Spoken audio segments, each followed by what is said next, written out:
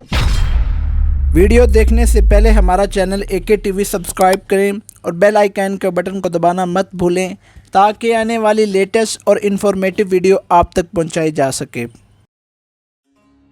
अरब शरीफ में 1922 तक तुर्की की हुकूमत थी, जिसे खिलाफत उस्मानिया के नाम से जाना जाता था। 1922 से पहले सऊदी अरब का नाम सऊदी अरब नहीं बल्कि हिजाज़ मुक़द्दस था। खिलाफत उस्मानिया दुनिया के 3 बड़े आज़मों पर 1299 से लेकर 1922 तक कायम रही।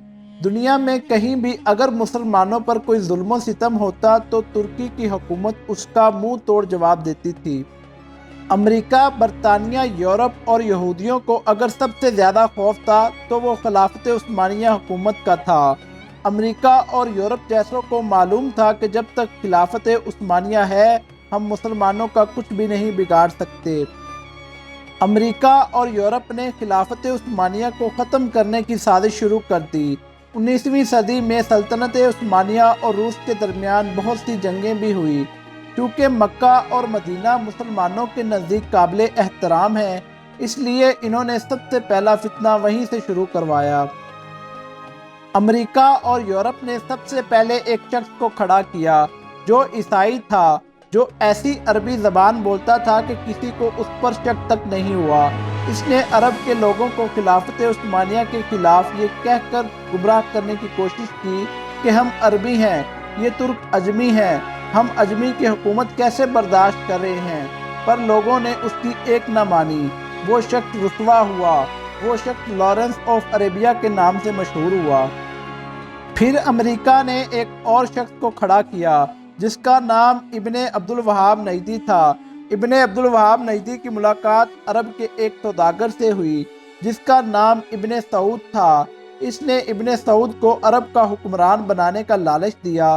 फिर इब्ने सऊद ने मक्का, मदीना और ताइफ में तुर्की के खिलाफ जंग शुरू कर दी।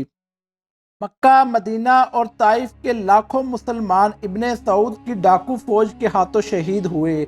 जब तुर्की ने देखा कि इब्ने सऊद हमें अरब से निकालने और खुद अरब पर हुकूमत करने के लिए मक्का, मदीना और ताइफ के बेकसूर मुसलमानों को शहीद कर रहा है, तब तुर्की ने आलमी तौर पर यह ऐलान कर दिया कि हम इस पाक सरजमीन पर कत्लो गारत पसंद नहीं करते। इस वजह से खिलाफत उस्मानिया को ख़त्म कर दिया गया, जिसकी वजह से 40 नए ममालिक वजूद में आए। फिर अरब के मुसलमानों का जवाल शुरू हुआ। हिजाज़ मुक़द्दस का नाम 1400 साल की तारीख में पहली बार बदला गया।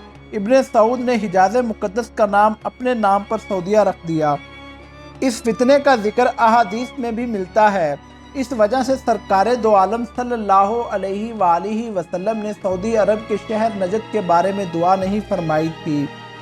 इस नजद शहर में इब्ने अब्दुल वहाब नजदी पैदा हुआ, जिससे अंग्रेज़ों ने एक नए मज़हब की बुनियाद डलवाई और यही शहर मुस्लिमा कज़ाब का जाय पैदाइश भी है। लेकिन दुनिया भर के मुसलमानों की आंखों में धूल झोंकने के लिए अंग्रेज़ों ने इस शहर नजद का नाम भी तब्दील करके रियाज रख दिया, जो आजकल सऊदिया का दारुल हुकूमत है।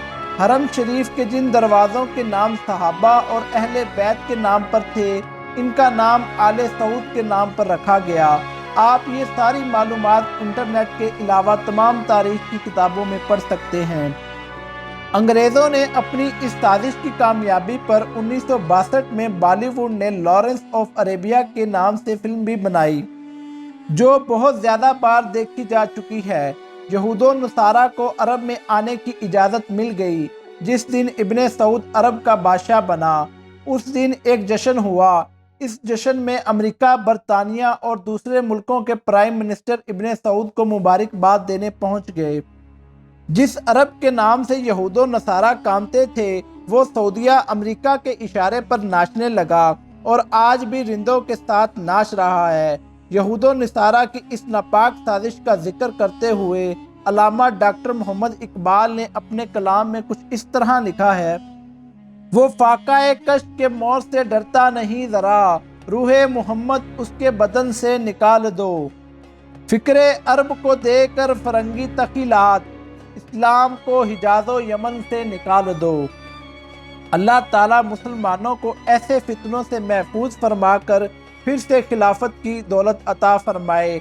اور ہمیں ماضی کے تلخ حقائق کو سمجھنے کی عقل عطا فرمائے، آمین۔ ویڈیو کو آخر تک دیکھنے کا شکریہ، اپنا خیال رکھیے گا، اللہ حافظ۔